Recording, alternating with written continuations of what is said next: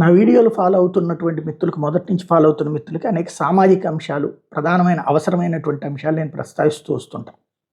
మిగతా వీడియోల మధ్యలో అవి నడుస్తూనే ఉంటాయి. ఓన్లీ అవి పెడితే ఎవరు చూడరు. మిగతావి చేస్తూ అది కూడా సమాజంలోకి వెళ్ళాలన్నటువంటి చూస్తా. ఏదైతే మనకి వాలంటీర్ లాంటి వ్యవస్థలు కావాలని నేను మొదటే చెప్పుకొచ్చాను. అట్లాగే భవిష్యత్తులో ప్రతి మండలానికి వృద్ధాశ్రమము, ప్రతి మండలానికి డే కేర్ సెంటర్లు తప్పదు. ఎందుకంటే ఇవాళ సమాజంలో పరుగులు పెట్టేటువంటి సమాజంలో ఆగి చూసేంతటి తీరిక లేదు. అలాగని కూర్చుని ఆలోచిద్దామంటే వెనకబడిపోతాం అన్నటువంటి భయం ఉంది. పరిగెత్తేటువంటి ప్రపంచాన్ని ఆపేద్దాం అనుకునే కంటే కూడా ప్రత్యామ్నాయం ఏంటి అన్నది చూసుకోవాల్సిన పరిస్థితుల్లో ఖచ్చితంగా వృద్ధులు, చిన్నపిల్లలు నిర్లక్ష్యపూరితమైనటువంటి స్థితికి చేరుతున్నారు. కాబట్టి భవిష్యత్తు తప్పదు. 5 ఏళ్ళ 10 ఏళ్ళ అన్నది మాత్రమే చూసుకోవాలి. అది పక్కన పెడితే నేను దాదాపుగా గత 4-5 ఏళ్లలో ఈ యూట్యూబ్ స్టార్ట్ చేసినప్పటి నుంచి ప్రస్తావించిన అంశాలు ఈవెన్ కేంద్ర ప్రభుత్వానికి అనేక సార్లు మెయిల్ ద్వారాను చెప్పాను. అట్లాగే నా వీడియోస్లో కూడా పోస్ట్ చేశాను. ఇప్పుడు అందులో ఒకటి అంటే ఇదే నాదే చూసి చేశారని నేను అనను. నా దాని వల్లనే ప్రభుత్వాలు స్పందించినవి అనను. కానీ ఒక టాక్ అనేది జనంలోకి వెళ్తే అదే పబ్లిక్ రెస్పాన్స్ అవుతూ ఉంటే అప్పుడు ప్రభుత్వాలు మారుతాయి. తాజాగా మహిళలకు జాతీయ రహదారి మీద కనీసం ప్రతి 20-30 కిలోమీటర్లకు ఒక బాత్రూము, సిటీల్లో కూడా మహిళలకు పబ్లిక్ బాత్రూమ్లు, ఇది బీజేపీ మేనిఫెస్టోలో హామీ.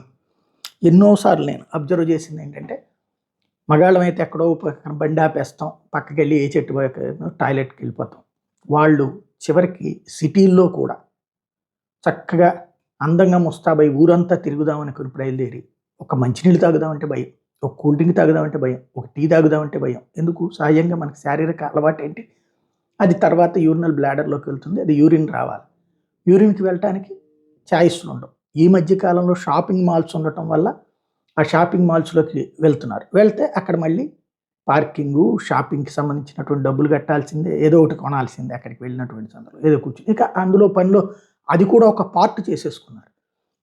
హైవేల మీద వెళ్ళేటప్పుడు ఇప్పుడు హైదరాబాద్ నుంచి బెజవాడ వచ్చేటప్పుడు ఆ 7 స్టార్ అట్లాంటి ఒక 2-3 సెంటర్స్ ఉన్నాయి. అక్కడ ప్రత్యేకించి 100ల కొద్ది రోజు వెహికల్స్ ఎందుకు వెళ్తాయంటే ఎస్పెషల్లీ టాయిలెట్స్ కోసం. అయితే అది అబోవ్ మిడిల్ క్లాస్, మిడిల్ క్లాస్లో కూడా వెహికల్స్ ఉన్నటువంటి వాళ్ళు. మిగతా వాళ్ళు బస్సులు ఆపేటప్పుడు తీసుకెళ్ళి ఏ దాబాల దగ్గర ఆపుతారు.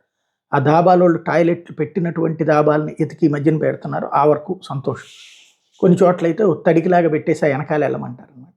అట్లాంటి సిచ్యుయేషను ఇక మామూలుగా వచ్చేటటువంటి వాళ్ళకి నరకమైనటువంటి పరిస్థితి. ఇప్పుడు అట్లాంటి దానికి ఒక సొల్యూషన్ బీజేపీ మేనిఫెస్టోలో చెప్పి ప్రభుత్వంగా చేసి ఉండాల్సింది 10 ఏళ్లలో.